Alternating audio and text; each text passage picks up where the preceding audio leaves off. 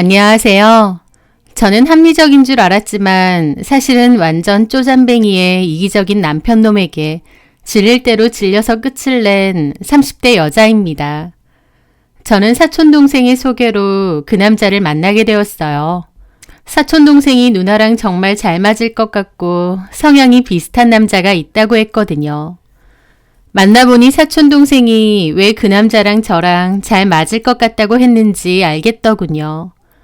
성향이나 돈에 관한 가치관이 매우 비슷했거든요. 저도 돈에 관해선 좀 악착 같은 면이 있었고 더 잘 살고 싶은 욕심도 많았는데 그 남자도 딱 그렇더라고요. 저는 고등학교 졸업하자마자 고졸 채용으로 한 제조회사의 공장에서 일을 시작해서 10년간 일을 했습니다.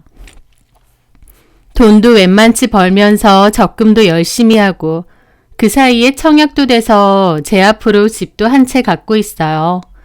대출이 좀 끼어 있긴 해도요. 그 집은 전세를 줬었습니다. 그 남자 역시 2년제 공과대학 졸업 후 바로 취업을 해서 중견기업을 다니더라고요. 대기업만큼은 아니더라도 벌이가 나쁘지 않았음에도 14년 된 차를 몰고 다니고 옷도 전부 5, 6년 전에 산 옷들이라고 했습니다. 핸드폰도 엄청 오래된 기종이고요.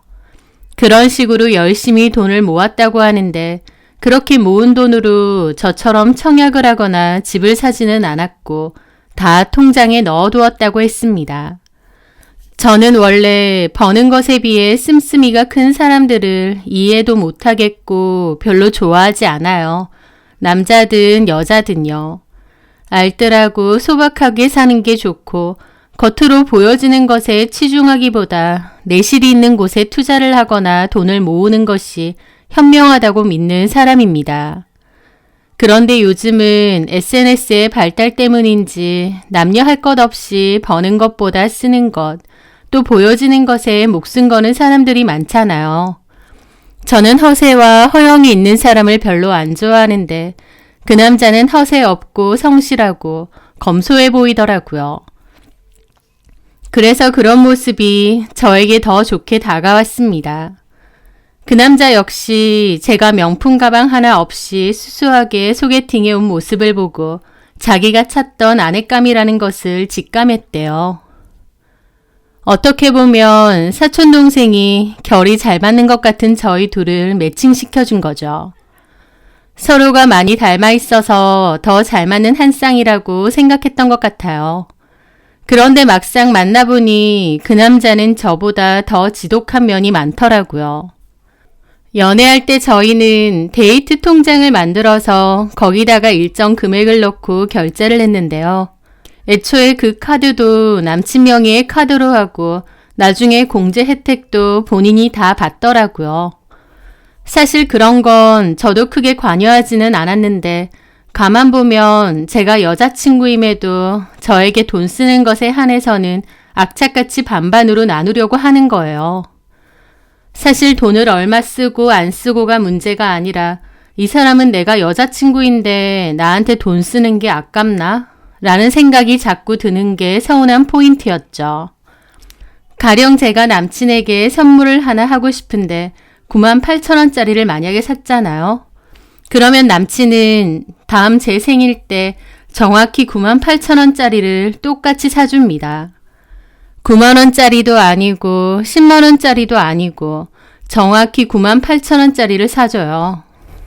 금액이 안 맞으면 두 개를 나눠서 그 금액을 맞춰서 산다든가 하는 식으로요. 게다가 공동통장에 돈이 모자라서 개인 돈을 쓰게 되면 그것도 꼭 저한테 반반 계산해서 요구를 합니다. 그런 것들이 초반에는 합리적으로 보였을지 모르지만 나중에는 상당히 빈정이 상하더라고요. 이 사람이 나에 대한 마음은 딱 이 정도구나 싶고요. 그래서 저는 사귀다가 이건 아니다 싶어서 헤어짐을 고했습니다. 그런데 그 남자가 저를 찾아와 매달리며 통장을 하나 보여주더라고요. 거기에는 그 남자가 여태까지 일하면서 모은 돈이 차곡차곡 들어가 있었죠. 그 남자가 저한테 그러더군요. 결혼하면 이 통장을 통째로 저한테 준다고요. 저는 그 말에 좀 당황했죠. 이걸 나한테 왜 줘? 그만큼 내가 자기한테 진심이라는 거지. 내가 좀 확실한 성격이라 뭐든지 반반하고 나누긴 하지만 결국 그렇게 모은 돈 이 통장에 차곡차곡 모았고 이거 자기한테 줄 거야. 이제 내 마음을 좀 알겠어?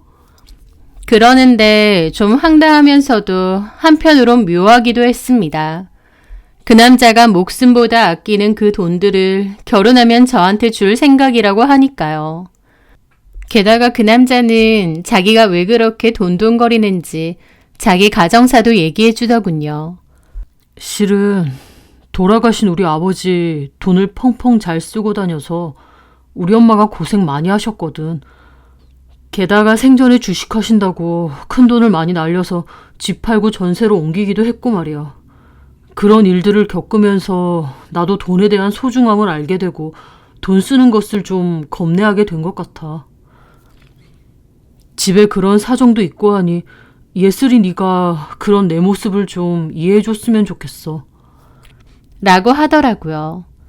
집안에 그런 일이 있는 줄도 몰랐을 뿐더러 힘들게 모은 그 돈을 저에게 덜컥 주겠다고 하는 걸 보고 이 남자가 나한테 꽤 진심이구나 싶었습니다. 그러면서 그 남자를 이해하는 마음이 커지고 섭섭한 마음도 많이 사라졌죠. 그렇게 저희는 화해하고 다시 만났고 연애 끝에 결혼도 하게 되었는데요. 사실 결혼을 할 때도 우여곡절은 많았습니다. 물론 돈에 관해서요. 이런저런 일들도 많았지만 그럼에도 저는 그 남자를 이해했고 또 이런 남자가 결혼하면 남편 까무른 진국이라고 여러 번 생각했습니다. 쓸데없는데 돈 펑펑 안 쓰고 야무지게 잘 모으고 결혼 상대자라면 이런 사람이 오히려 괜찮을지 모르니까요. 결혼 준비할 때 시댁에 갔는데 어머님은 저더러 결혼 잘하는 거라고 제가 부럽다고까지 하시더라고요. 우리 아들이라서가 아니라 종민이가 얼마나 알뜰하고 야무지니. 남자애들 중에 부모 돈으로 멋이나 부리고 차 바꾸고 그런 철딱선이 없는 애들도 많은데 우리 종민이는 너무 실속 있지. 종민이한테 들었는지 모르겠지만 종민이 아빠가 예전에 돈으로 내 속을 얼마나 긁었는지 모른다. 그런 거 생각하면 우리 종민이는 돈으로 사고 칠해도 아니고 너 정말 결혼 잘하는 거야. 나도 종민이 같은 남편 있었으면 평생 돈 걱정 안 하고 마음 편하게 살았을 거다. 라고 하셨습니다. 모든 부모님 눈에 다 그렇겠지만 어머님도 유난히 우리 아들 최고다. 우리 아들만한 남자 없다라는 생각이 강하셨어요. 어쨌든 저는 그렇게 결혼을 했습니다. 그런데 신혼집을 구할 때 남편은 반반으로 해서 집을 구하자고 하더군요. 제 소유의 집이 있긴 하지만 그 집에는 이미 전세로 사시는 분이 있기도 했고 남편도 딱히 그 집으로 가고 싶어 하지는 않더라고요. 그래서 남편 말 맞다나 반반으로 보태서 집을 구하기로 했는데 웃긴 게 돈은 반반해서 구하는 건데도 명의는 자기 단독 명의로 하려고 하더라고요. 저한테 제대로 말도 없이요. 그래서 제가 돈을 반반하는데 왜 단독 명의로 하느냐고 따졌습니다. 그제야 남편은 제가 이런 거에 별로 관심이 없을 것 같아서 자기가 알아서 하려고 그랬다느니 횡설수설 하더라고요. 그러면서 나는 자기 성가시게 안 하려고 그런 거지. 공동명의로 하면 서류 뗄 것도 정말 많고 나중에 뭐 처리할 때도 엄청 번거롭다고 하니까 내가 뭐 다른 뜻 있어서 단독으로 하려고 했겠어? 어쨌든 공동명의로 해야지. 알았어. 하여튼 돈에 관한 건 엄청 지독스럽네. 하면서 장난 반 진담 반으로 웃으며 그러는 겁니다. 제 돈이 반 들어갔는데 제 명의도 같이 하자는 게 왜 지독스러운 건가요? 오히려 남편이 저한테 돈은 받아놓고 어물쩡 자기 혼자 단독 명의로 진행하려고 한 게 너무 황당하더라고요. 사실 지금 생각해보면 그때 눈치챘어야 했습니다. 돈 반반으로 데이트 통장 만들어서 카드 쓰는데 카드는 지 걸로 해서 나중에 공제 혜택 받으려는 거나 집 반반에서 사는데도 은근슬쩍 단독 명의로 하려고 하는 거나 남편은 합리적인 성격이 아니라 이기적이고 지밖에 모르고 절대 손해 안 보려고 아둥바둥하는 성격이라는 것을요. 그 손해를 아내인 저한테까지 절대 안 보려고 한 게 문제죠. 사실 남편이 그런 면을 알면서 모른 척 했는지 아니면 그때는 이 정도로 와닿지 않았는지 모르겠는데 하여튼 그렇게 결혼도 했었습니다. 콩깍지도 좀 씌었던 것 같고요. 결혼 초반 1년까지는 아무 문제가 없었어요. 그런데 1년이 지나고 제가 임신을 하게 되었습니다. 저는 친정 부모님도 멀리 사시는 데다 어머님도 허리가 안 좋아 육아를 도와줄 수 없다고 진작에 얘기하셨거든요. 아이 육아에 도움을 받을 곳이 마땅치 않았던 거죠. 그래서 저는 1년간 육아휴직 쓰고 아이를 돌보고 그 후에는 어린이집을 보내기로 계획을 했습니다. 그렇게 저는 출산 막달까지도 일을 하다가 막판에 휴가 쓰고 출산을 하게 되었어요. 그런데 여기서 너무 황당했던 게 아이 출산 후 보통 조리원에 많이 들어가잖아요. 짧게는 일주일부터 길게는 3주까지도 있는 산모가 많은데요. 아이 출산 후 몸도 회복할 겸 요즘은 거의 필수 코스 아닌가요? 그런데 제가 출산 전에 조리원을 알아보고 있으니 남편이 꼭 조리원을 가야겠냐는 겁니다. 뭐라고? 아니, 요즘 여자들 참 웃겨. 애 낳으면 꼭 조리원을 가려고 해. 돈이 한두 푼도 아닌데 어디서 본 것 많아가지고. 당신 무슨 말을 그렇게 해? 애 하나 낳는 게 그렇게 쉬운 일인 줄 알아? 애 낳고 나면 잘 씌워줘야 되는 거야. 육아 본격적으로 하기 전까지 그나마 마지막으로 쉴 수 있는 기회이기도 하고. 나는 이해가 안 돼. 그거를 왜 돈 몇백 주고 조리원에 사는지. 그냥 집에서 방 따뜻하게 해서 쉬면 안 되나? 그럼 애는 누가 봐? 장모님 못 오셔? 그래도 딸이 출산을 했다는데. 라는데 어처구니가 없어서 말문이 턱 막히더라고요. 저희 부모님은 저희 집에서 2시간 떨어진 거리에서 식당을 하세요. 일주일에 딱 하루만 쉬시고 두 분이서 운영하시는 가게이기 때문에 저 출산했다고 해도 그렇게 아이 돌봐주고 그러기가 쉽지 않으십니다. 그래서 저도 조리원 2주 지내고 집에 오면 제가 바로 직접 육아를 할 생각이었고요.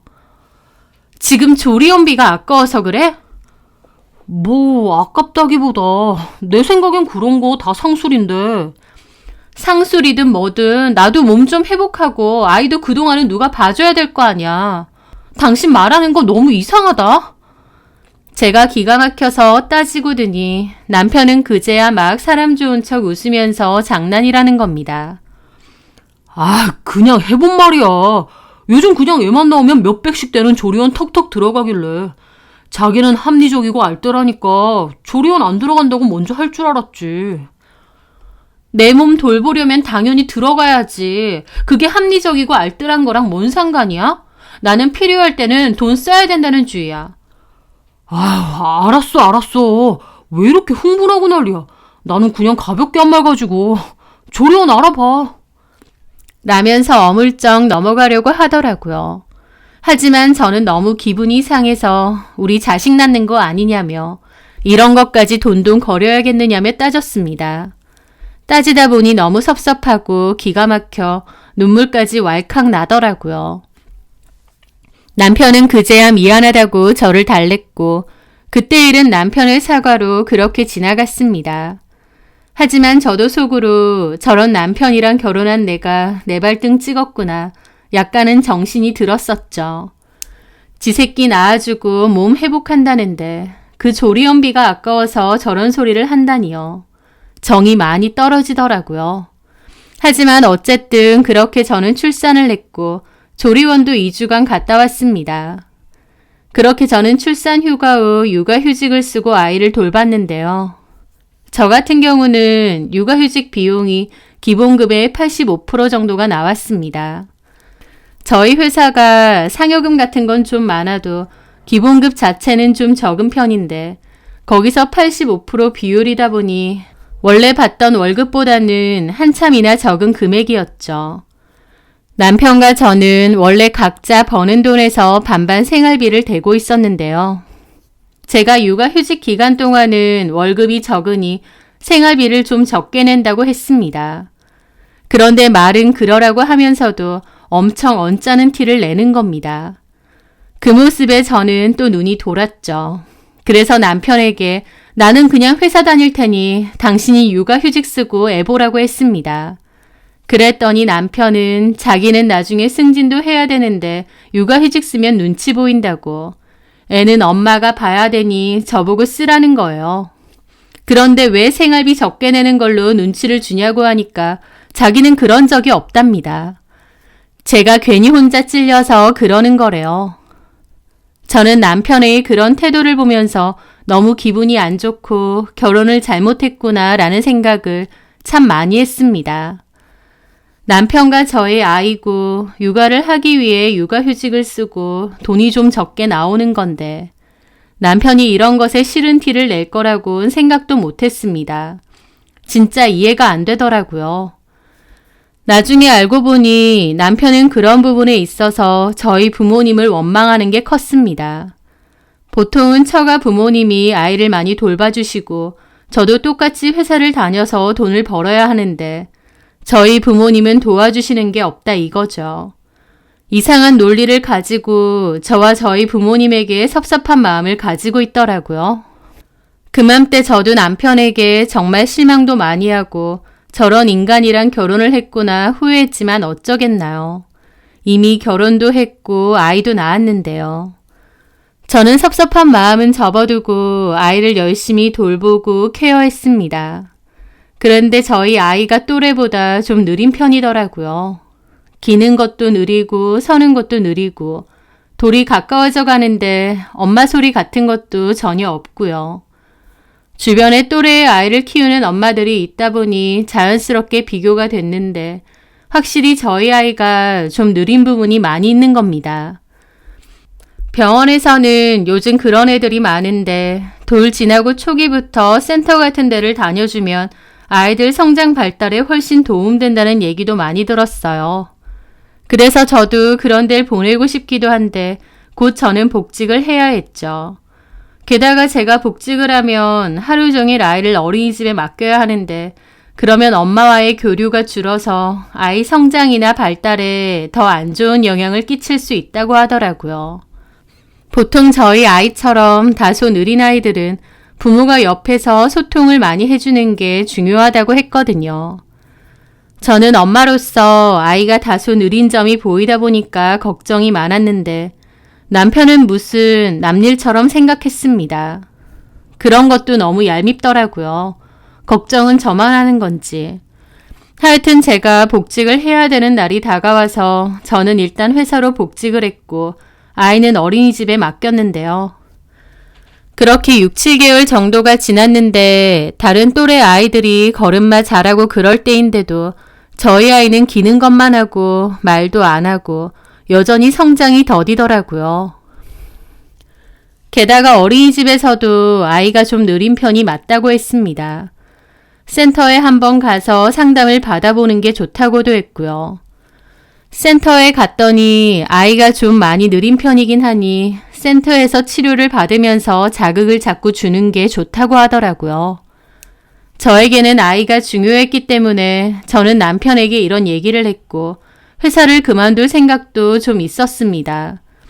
그런데 남편은 제가 당장 회사를 그만둔다는 것에만 즐겁해서 저보고 왜 오버를 하느냐느니 가만 냅두면 애는 알아서 큰다느니 제가 극성이라느니 막 저한테 뭐라고 하더라고요. 그렇게 이래저래 다툼이 많았고 나중에는 어머님도 그 얘기를 남편에게 전해 들었는지 전화를 하셔서는 저한테 극성 부리지 말라고 요즘 애엄마들은 이게 문제라면서 뭐라고 했습니다. 센터에서 전문가가 아이 발달이 느리니 치료를 시작하는 게 좋다고 하는데도 남편이랑 어머님이 난리를 치며 저를 극성으로 몰아가는 겁니다. 그게 너무 화가 나고 섭섭하고 속상하고 그렇더라고요. 그렇게 어쩔 수 없이 시간이 좀 더 지났는데 아이가 두 돌이 다 되어가는데도 현저히 발달이 느린 것을 보니까 그제야 어머님이나 남편도 아차 싶은 것 같았습니다. 결국 저는 회사를 그만두고 아이를 좀 적극적으로 케어를 한다고 선언했습니다. 발달센터에 가면 치료 종류가 다양한데 그 치료들만 해도 시간이 꽤 걸리기 때문에 제가 회사 생활을 하면서 도무지 아이 치료를 동시에 할 수가 없겠더라고요. 조금이라도 빨리 치료를 받아야 나중에 경과가 좋다는데 제가 벌어오는 월급이 아까워서 어영부영 하는 게 이해가 안 되더라고요. 남편은 제가 회사 그만둔다는 것에만 자꾸 한숨 쉬고 그러길래 제가 그랬습니다. 당신 통장에 돈 있지 않느냐? 결혼 전에 그거 나 준다고 하지 않았냐고요. 남편은 집 살 때도 반반 했기 때문에 그 통장 안에 있는 돈을 다 쓰지 않았거든요. 저는 남편에게 그 통장에 있는 돈 나중에 뭐에 쓰려고 그러느냐, 가족들한테 잘 쓰고 행복하려고 그렇게 모으는 거 아니냐고 했습니다. 내가 당장 회사 그만둔다고 생활이 어려워지는 것도 아니고 돈 필요한 일이 생기면 그 통장에 있는 돈 써도 되는 거 아니냐고요. 그러면서 저는 남편에게 결혼 전 약속대로 그 통장 나한테 달라고 했습니다. 남편은 태도를 바꿔서 통장 못 준다고 버티더라고요. 저는 왜 결혼 전과 약속이 다르냐며 통장 달라고, 그걸로 내가 회사 그만두고 나서도 우리 생활비 쓸 거고 우리 혜린이 치료도 적극적으로 받을 거다 그랬죠. 사실 저도 따로 아파트도 있고 모아둔 돈도 따로 조금 있긴 한데 남편 하는 짓이 너무 얄미우니 더 통장 내놓으라고 그랬습니다. 남편은 통장 없다고 난리를 쳤고 그날 크게 싸웠어요. 어쨌든 남편과 이런저런 다툼 끝에 저는 결국 회사를 그만두고 아이 돌보는 것에 전념을 하기로 했습니다. 사실 회사를 그만둔다는 건 제가 가장 아쉽고 힘든 일이었어요. 오랫동안 다닌 회사라서 정도 많이 들고 익숙하고 또 받는 월급도 적지 않으니까요. 하지만 저한테는 아이가 너무 중요했고 발달이 느린 양상을 보일 때 집중적으로 치료를 해주는 것이 나중에 좋다고 하길래 그런 선택을 한 것이었습니다. 그렇게 저는 퇴직 후 아이를 돌보며 지내고 있었는데 그러다가 남편의 책상에서 그 통장을 우연히 발견하게 되었습니다. 그런데 분명 결혼 전만 해도 분명히 8천만 원 정도의 돈이 있었어요. 집 살 때 반반 보태고 남은 돈이 그 정도였거든요. 그런데 이제 와서 보니 5천만 원 정도만 남아있는 겁니다. 너무 황당해서 남편에게 물어보니 왜 남의 통장을 받느냐고 생난리를 치는데 제가 일부러 본 게 아니라 서류 찾을 거 있어서 찾다가 본 거거든요. 남편이 숨겨둔 것도 아니고 그냥 컴퓨터 책상 서랍에 넣어둔 거고요. 그리고 내가 와이프인데 통장을 왜 받느냐고 이렇게 난리치는 이유가 있느냐며 돈이 왜 이것밖에 없느냐고 추궁을 했습니다. 여러 번의 실랑이 끝에 남편이 이실직고를 했는데 세상에 그 돈으로 주식 투자를 했다는 거예요. 저는 너무 충격을 받을 수밖에 없었죠. 왜냐면 저희 아버님이 주식 투자로 큰 돈을 날린 경험이 있기 때문에 남편은 주식이나 위험성이 있는 투자 자체를 싫어한다고 했습니다. 그런데 난데없이 그 많은 돈으로 주식 투자를 했다는 거예요. 저한테는 말 한마디도 없이 말이죠. 어떻게 된 거냐고 물으니 남편이 그러더군요. 회사 사람 중에 정대리 있잖아. 차를 엄청 고급차 타고 다니더라고. 대리 월급 뻔한데. 그래서 물어봤더니 회사는 그냥 취미 삼아 다니는 거고 주식으로 돈을 엄청 벌었더만. 한 푼 두 푼 모은 나보다 돈이 훨씬 많은 거야. 시드머니는 얼마 되지도 않은데 주식에 재능이 있는지 그걸로 엄청 불린 거지. 와, 그거 듣는데 내가 여태까지 뭘 했나 싶고 내가 너무 한심한 생각이 드는 거야. 죽어라 일하면 뭐해. 몇 년 일하지도 않았고 설렁설렁 회사 다니는 정대리가 나보다 훨씬 부잔데. 그래서 당신도 그 정대리 따라 투자를 했다고? 정대리가 좋은 거 하나 알려주더라고. 약간 멀리 보긴 해야 하는데 잘 안 알려주는 고급 정보라고. 다른 사람도 아니고 주식으로 그 많은 돈을 벌었다는 정대리 얘긴데 이건 안 들으면 바보 같은 짓이지. 그래서 고작 그 사람 말 듣고 몇 천을 주식에 투자했단 말이야? 나한테 상의 한마디 없이? 당신 미쳤어? 당신이 이러고도 아버님 원망할 수 있어? 제 말에 남편은 저를 노려보더라고요. 말 기분 나쁘게 하네. 우리 아빠는 제대로 투자를 한 게 아니었고 나는 믿을 만한 정보처가 있으니 투자를 한 거잖아. 그래서 벌었어? 아니, 좀 기다려야 된대, 정대리가. 이건 좀 천천히 터질 거라서 자기만 믿고 놔두라고 하더라고. 라는데 너무 어이가 없는 겁니다. 나 진짜 황당하네. 당신 내가 혜린이 낳았을 때 조리원비 몇백도 아까워서 그 난리쳤어. 나 육아휴직 써서 월급 다 안 나오는 거 알면서도 생활비 적게 낸다고 툴툴거리고. 그렇게 돈 한 푼에 벌벌 떨던 사람이 몇 천만 원을 회사 동료 한마디에 주식 투자한다고? 이게 말이 돼? 당신은 돈을 쓴 거고 나는 벌려고 그런 거잖아. 그래서 벌었냐고. 기다려야 벌지. 이게 돈을 넣는다고 바로 돈이 벌리겠냐? 그럼 개나 소나 다 벌게? 라는데 너무 어이가 없었습니다. 아버님 주식 투자로 돈 날린 걸 그렇게 욕할 땐 언제고 본인도 결국 똑같더라고요. 게다가 그렇게 큰 돈이 들어가는데도 저한테 말 한마디 안 했다는 게 저를 도대체 뭘로 생각하는 건가 싶더라고요. 남편은 자기 돈으로 자기가 투자를 한 거고 알아서 할 거니 신경 끄라는 투로 말했습니다. 나중에 다 알아서 벌게 된다면서요. 저하고 아이한텐 10원 한 장 아까워하면서 쓸데없는 곳에 그 큰 돈을 쓰는 남편을 보니 정이 뚝뚝 떨어져 나갔죠. 어쨌든 남편이 나중에 크게 벌 수 있다느니 큰 소리 탕탕 치길래 내버려뒀습니다. 그 후에 저는 집에서 지내면서 아이를 돌보는데 제가 집에 있으면서 돈만 쓴다고 남편의 불만도 정말 많았어요. 진짜 더럽고 치사하다는 말이 절로 나올 정도로요. 게다가 한 번은 제가 나간 줄 알고 지 친구랑 통화를 하는 걸 제가 들었는데요. 지 친구한테 제 욕을 하더라고요. 와이프가 결혼하고 애 낳더니 일 그만두고 자기 월급으로 공짜밥 먹는다고요. 푸념 비슷하게 그 소리를 하는데 저 완전 뚜껑 열려서 소리 지르고 그때도 진짜 사네 못 사네 한바탕 크게 싸웠죠. 그런 일들이 반복되면서 저는 남편에게 너무 질렸고 정도 떨어졌습니다. 저런 인간하고 내가 계속 사는 게 맞나 현타가 계속 오기도 하고요.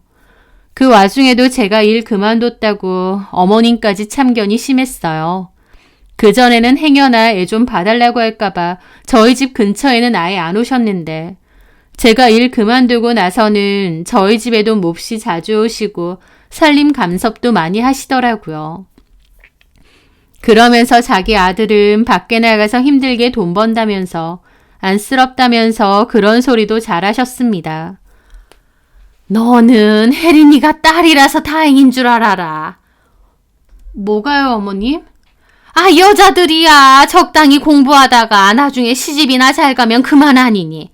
그런데 남자들은 얼마나 고생이야. 직장 다니면서 가족들 건사해야 되고 우리 종민이만 해도 얼마나 불쌍하고 안쓰러운지 모른다. 요즘에 엄마들도 다 나가서 돈 번다는데 너는 참 팔자도 좋다. 라는 겁니다.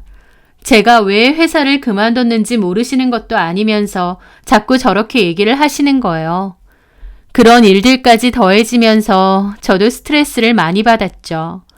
그러다가 저희 부모님이 오랜만에 저희 집에 오시게 되었습니다.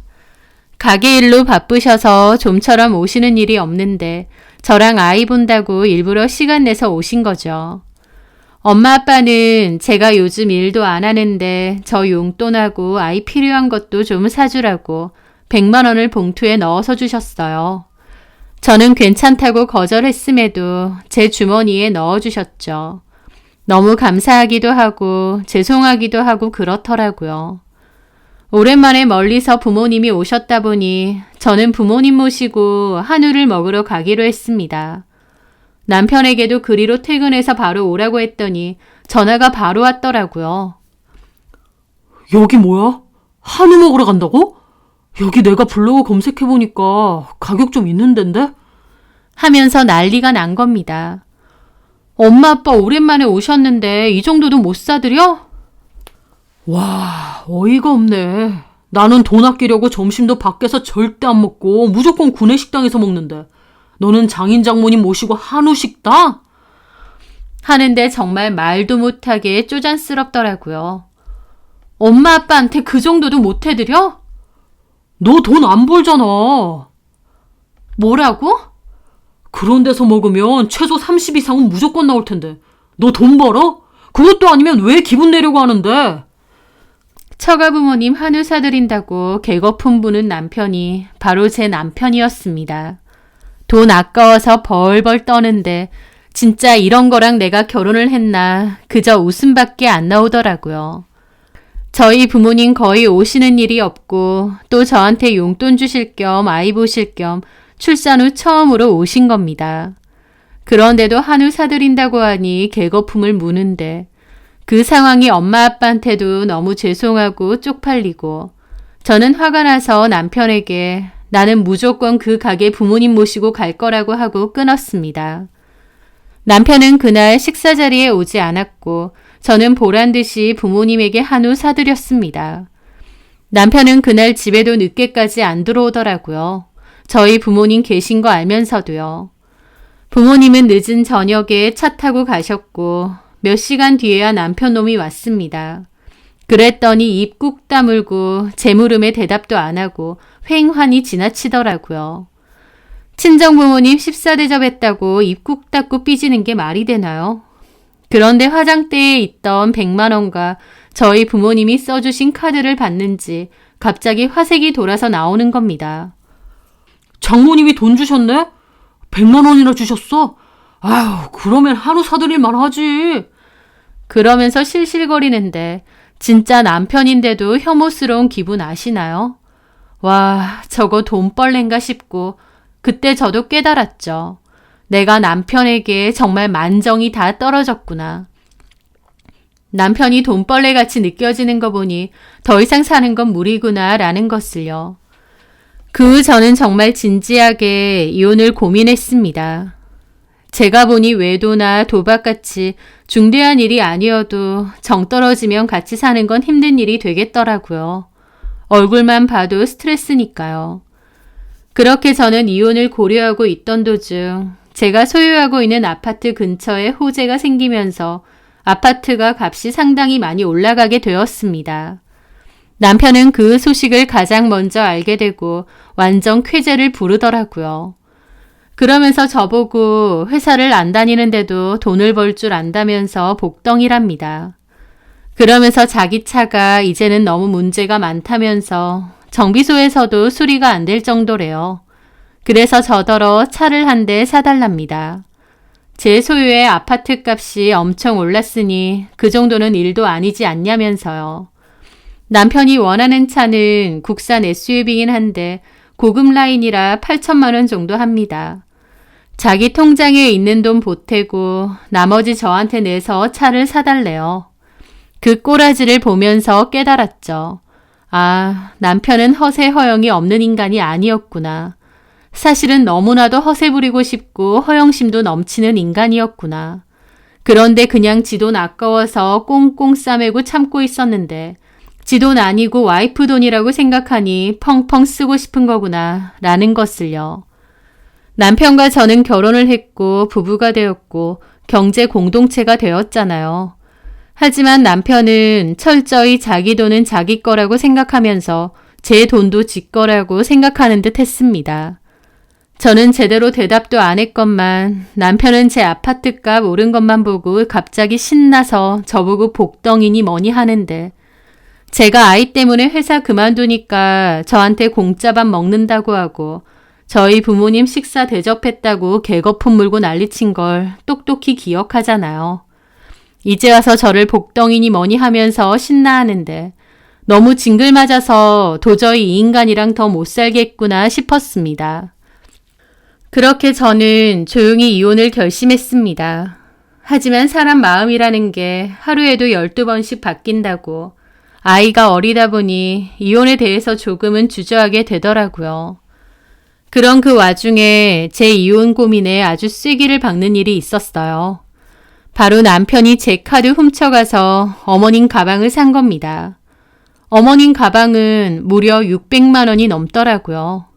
게다가 250짜리 신우 노트북도 사줬다는 걸 알게 되었죠.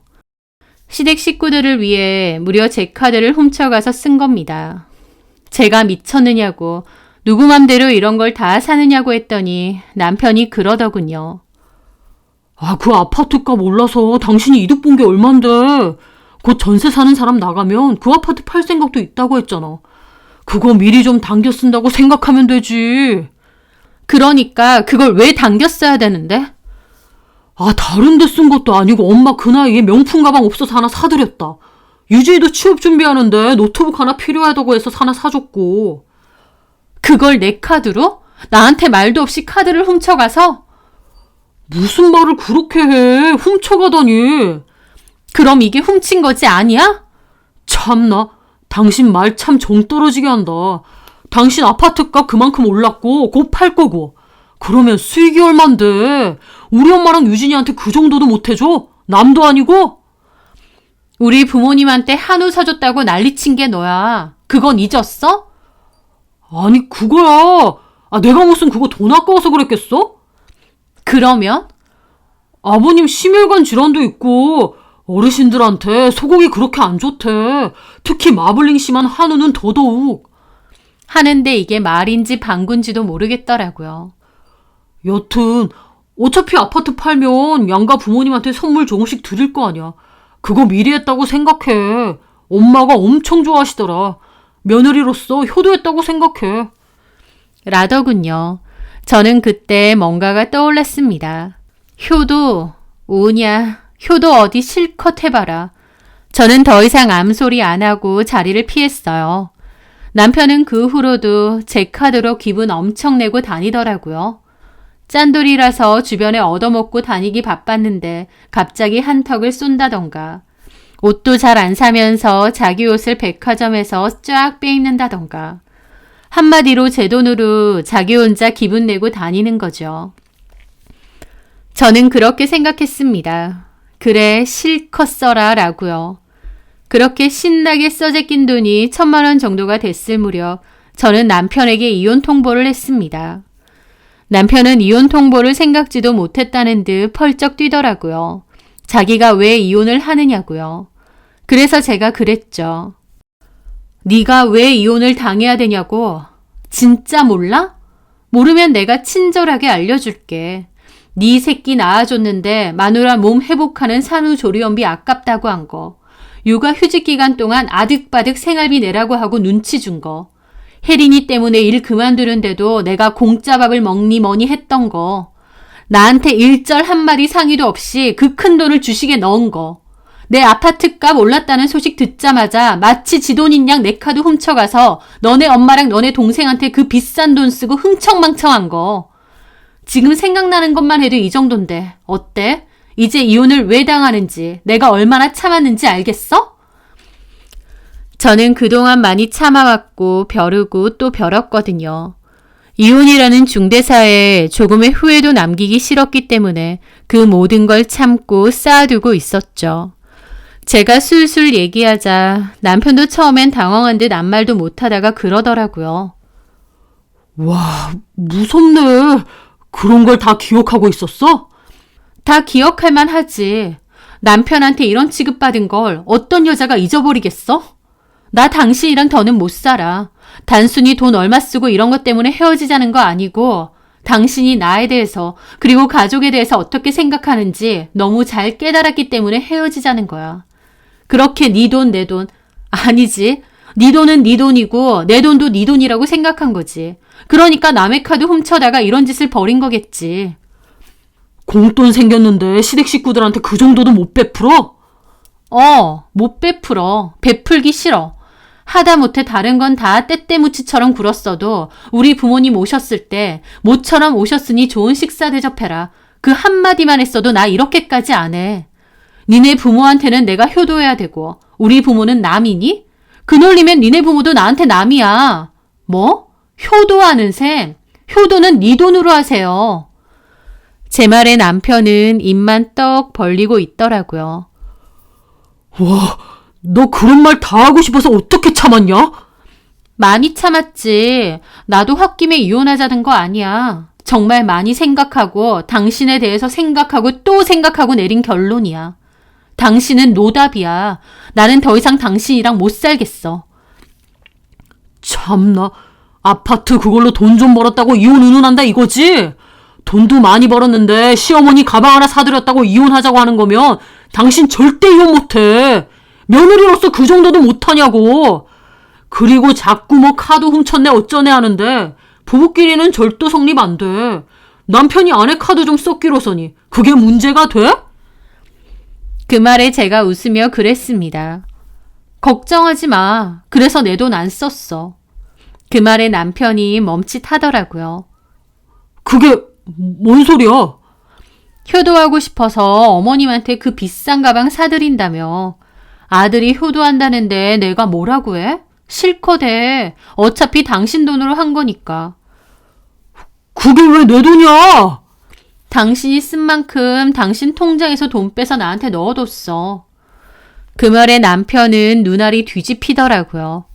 그게 무슨 말이야? 내 통장을 건드렸다고? 누구 맘대로? 당신이 당신 입으로 말했잖아. 부부끼리는 절도 없다고. 와이프 카드 갖고 간 게 무슨 문제냐고.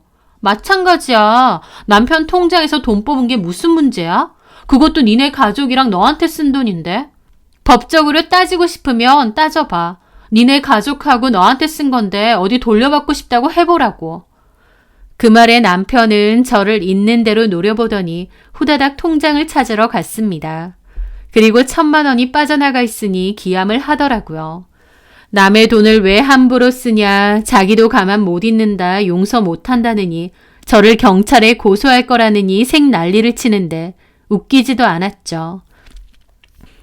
저는 이혼 서류 보내고 그 뒤로 집 나와서 친정에서 지내고 있었습니다. 집은 공동명의이기 때문에 팔던지 아니면 내 목 반은 보내라고 했고요. 남편은 절대 이혼 못한다고 버텼고 저는 이혼 소송을 시작했습니다. 저한테 말도 안 하고 함부로 주식 투자하거나 제 카드 훔쳐서 돈 쓴 것 등 이혼 사유로 충분하더라고요. 남편이 이혼 못한다고 펄쩍 뛰면 소송으로 이혼하면 그만이죠. 그 와중에 어머님 전화 왔더군요. 왜 갑자기 이혼을 한다고 하고 이 난리냐면서요. 그러면서 아니 이게 다 무슨 일이야. 너는 왜 이혼을 한다고 하고 종민이가 어젯밤 술 먹고 찾아와서 내 가방 돌려달라고 그거 팔아야겠다고 들고 나가려는 거 내가 겨우 잡았더니 이 가방 때문에 자기가 이혼한다고 울고불고 세상에 그 비싼 가방을 바닥에 집어던지더라. 너 나한테 가방 하나 사줬다고 이혼하자고 했니? 어머님 아들은 진짜 답이 없네요. 제가 왜 이혼하고 싶은지 구구절절 설명 다 해주고 소장에도 썼는데 아직도 그 가방 타령이요. 물론 그 가방이 결정적이긴 했어요. 근데 어머님 아들은 뭐가 잘못됐는지 아직도 모르는 것 같아요. 저는 더 이상 가르쳐주고 싶지도 않고 참아주고 싶지도 않아요. 제 돈이라고 할 때는 기분 내면서 어머님한테 가방 사주고 신우한테 노트북 사주더니 지 돈이라고 생각하니까 엄청 아까운가 보죠. 그것만 봐도 어머님 아들하고 더 못 살겠다 이겁니다. 소송 중이고 곧 이혼할 거예요. 그리고 이제 더 이상 아무 사이 아니니까 이런 식으로 연락하지 않으셨음 합니다. 저는 그렇게 속사포처럼 말하고 전화 끊었습니다. 남편 놈은 고작 그 가방 문제 하나로 제가 이혼 결심을 했다고 생각한다는데 진짜 다시 한번 이혼 결심하길 잘했구나 싶더라고요. 이런저런 다툼 끝에 결국 겨우 이혼 성립하게 되었고 적은 금액이지만 위자료 조금 받아내고 마무리 지었습니다. 저는 재산분할 받은 돈으로 작은 평수의 아파트 하나를 전세로 들어가서 아이랑 살고 있고요. 제가 갖고 있던 아파트는 전세기간 만료가 되면서 좋은 값으로 정리를 했습니다. 그 돈은 제 생활비 겸 아이 키우는 데 써야 되기 때문에 잘 저금해뒀고요. 아이도 센터 열심히 다니면서 많이 좋아져서 저도 다시 재취업 준비 중에 있습니다. 그리고요. 건너들으니 남편 놈이 그때 샀던 주식이요. 그 회사 완전 망했고 그 주식도 완전 휴지 조각 됐다더군요. 게다가 그 주식사라고 알려준 정대리는 회사 그만뒀다고 하고요. 남편은 도대체 뭘 믿고 이름도 없는 그 주식을 그렇게 산진 모르겠지만 어쨌든 한 푼, 두 푼 쪼잔뱅이 짓 하며 모은 그 돈 한 방에 다 날린 셈이죠. 제가 인생을 살아봐도 그렇더라고요. 쪼잔뱅이 짓 하면서 다른 사람들한테 눈총 받아가면서 그렇게 돈 모아도 결국 엉뚱한 곳에서 큰 돈 날리는 사람들 많이 봤거든요. 제 전남편도 딱 그렇죠. 가장 중요한 가족들한테는 돈 한 장에 벌벌 떨고 아끼면서 남의 돈이면 기분 내던 그 인간. 정작 그렇게 모은 돈 엉뚱한 곳에서 다 날리고 말이죠. 손해가 엄청날 텐데 멘탈 잘 부여잡고 사는지 어쩌는지도 모르겠네요. 알뜰한 것과 쪼잔한 건 다르다고 생각합니다. 저는 그 남자가 알뜰하다고 생각해서 좋았는데 사실은 저한테 돈 한 푼 쓰기 싫고 본전만 생각하고 아까워했죠. 그 인간에게 저는 딱 그 정도 존재였던 것 같고 그걸 깨닫고 저는 이혼을 선택했습니다. 그런 취급 받으면서 살고 싶지 않으니까요. 지금 생각해도 잘한 것 같아요. 그러지 않았다면 사는 내내 섭섭하고 자존감 깎이고 빈정상하고 그랬을 것 같거든요. 아이도 이제 많이 좋아졌으니 저도 재취업 잘해서 아이와 행복하게 잘 살았으면 합니다. 제 사연 들어주셔서 감사합니다.